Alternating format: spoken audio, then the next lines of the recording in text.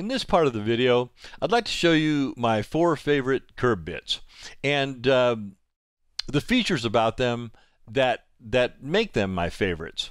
But before we do that, I'd like to show you what I consider to be one of the worst bits in the United States, and actually it's also one of the most popular bits in the United States.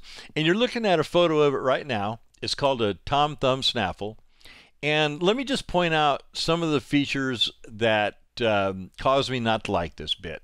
And the first thing is we have a snaffle mouthpiece, but this isn't a snaffle, it's a curb bit. You know, we've got shanks for leverage, you know, we've got a curb strap holder. And when you apply the reins, you know, these features cause this mouthpiece to have a nutcracker effect on the horse's lower jaw. And, you know, the horse doesn't like it, and I don't like the feel of it in my hands. It doesn't have a very good feel. The other thing I don't like is you notice this joint where the mouthpiece attaches to the shanks.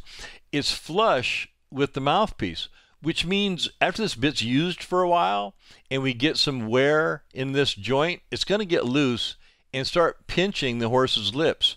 And, you know, that's not a good thing. We're going to get a raw spot, or the horse is going to start throwing his head because of the pain. Just not a good feature. It needs to have a flange up here so the joint is up away from those horses' lips. The other thing I don't like is the purchase is too short. The measurement between the top of the mouthpiece and the bottom of the headstall loops is called the purchase. And that ratio between the purchase and the length of the shanks has to be correct to get the right kind of feel in that horse's mouth and the right kind of responsiveness from the horse. Now, the other thing I don't like is these shanks are straight up and down. They need to have a little bit of curve to them. Unless they were quite a bit longer, then you can get by with straight shanks. But a shank this short, you got to have some curve to them, so that the responsiveness when you pick up the reins is correct. The action is correct. It's a smooth action.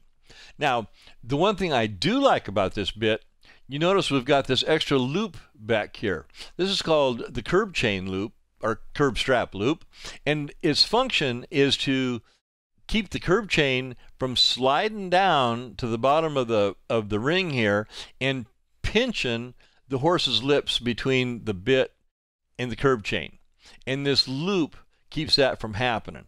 Without this loop, this bit would be really pinching the horse's lips. So anyway, so now you've seen the bit that I don't like. Let's go to a bit that I do like. Okay, now this bit, the reason I showed this photo, it's a good photo of the shanks. This isn't my favorite mouthpiece. We'll get to that in a little bit. But pay attention to the shape of these shanks. We've got a little bit of a curve here. We've got the right ratio between the length of the shank and the length of the purchase. Here's the top of the mouthpiece. Here's the bottom of the headstall loop. That's called the purchase. It's a good ratio. We also, notice on the mouthpiece, we also have a flange that puts the joint up above the horse's lips, so there's no pinching action. Even if you wear this a lot and get it, you know, kind of sloppy, it's still not going to pinch because it's up away from the horse's lips. So that I really like.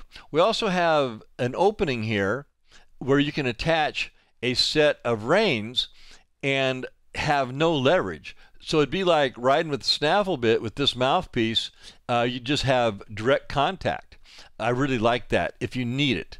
The other thing that I like, these loose shanks, if you're going to use a direct rein and ask the horse to give its head laterally, these loose shanks really help a horse respond correctly to that.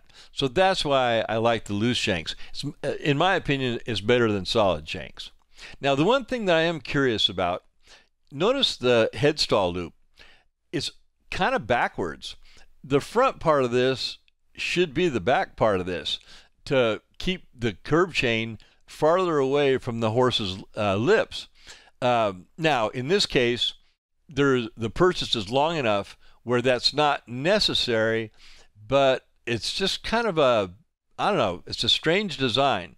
And it makes me wonder if this bit maker did this on purpose because of the knowledge that he has, or did he do this and just get lucky that it worked? You know, I hate to say that, but, you know, I've seen that happen before. Hey, sometimes you just get lucky. The other thing I like is the angle that the mouthpiece is attached to the shanks. All of this is right. All the angles, the ratios, the leverage, all that stuff is right to give this bit a good feel. So anyway, so now let's move on to a mouthpiece that I do like, that is one of my favorites. Okay, so here's a low port mouthpiece. And again, the shanks are loose. We have the flange up here, so it's not going to pinch. And the width of this mouthpiece and the height of this mouthpiece really feels good to a horse. And it really has a good feel in the rider's hands. And horses really like this bit. Again, I don't know if the bit maker was so knowledgeable that he knew this was the right dimensions, or did he just get lucky? I mean, I don't know. All I know is horses that won't respond very well to other low port bits respond really well to this low port bit. So I really like it. All right, let's go on to the next bit. All right, so if the low port bit isn't quite enough to get that horse as responsive as you would like, I'll go to this high port bit. And here again, it's loose shank. We got the flanges, no pinch. But what you want to pay attention to is the width of this port. Not just the top of the port, but also the bottom of the port. The width of this is critical because there's plenty of other high port bits where these dimensions aren't the same and those bits aren't nearly as effective. And they don't have nearly as much feel. The other thing I like about this bit, some high port bits will scare a horse. This one doesn't. A horse feels really comfortable in this bit. So, you know, it's just one of my favorites. I'd say this is probably the best high port bit I've ever ridden with. So, I mean, I've got several of these in my tack room. All right, let's go on to the next bit. Okay, so this is a correction mouthpiece, and it has 7-inch shanks. And I like this bit because if a horse needs a little extra more than that high port bit, this bit is a good one to go to. And I'll sometimes use this as a tune-up bit right before a show, or if I have a horse that's just a little, you know, a little dull in the mouth, he's not quite responsive enough, this is the bit that I'll use.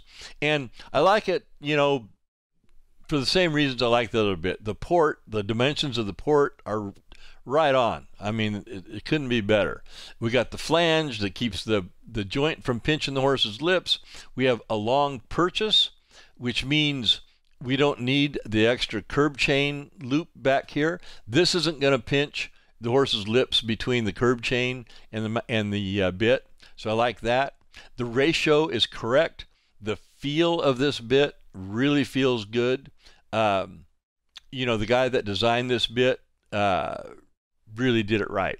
Really like the bit. And actually, this is probably from a horse trainer's viewpoint, this is a really popular bit. You'll find this bit in almost every horse trainer's tack room for the same reasons I mentioned that I use it. Okay, let's go on to the next bit. All right, so here we've got a correction mouthpiece on really short shanks. And these shanks are actually called Argentine Shanks. And you notice we got the extreme curve to the shank, which means this bit has very little leverage. Very little leverage. It's not gonna really affect a horse much when you use the reins. The other thing I like about it, we have this extra loop here for a set of reins. So if you want no leverage whatsoever, if you want just a direct rein like you would in a regular snaffle bit, you can do it with this. I'll sometimes use this when I have a horse in a ring snaffle and he's not quite responding as good as he needs to. I might put this bit on him for a few rides and lighten him up. This is also a bit that I sometimes use for transitioning a horse from a snaffle bit to a curb bit. this will be the bit that I use in between. Now, the other thing about this bit that I like is see how long the purchase is? Again, we're not going to get any pinching. We don't need the extra, curb chain loop back here. This purchase is fine. And the ratio is good where it's got a good feel. Even though it's really short shanks, very little leverage, the bit has a good feel to it. So that's why it's one of my favorites.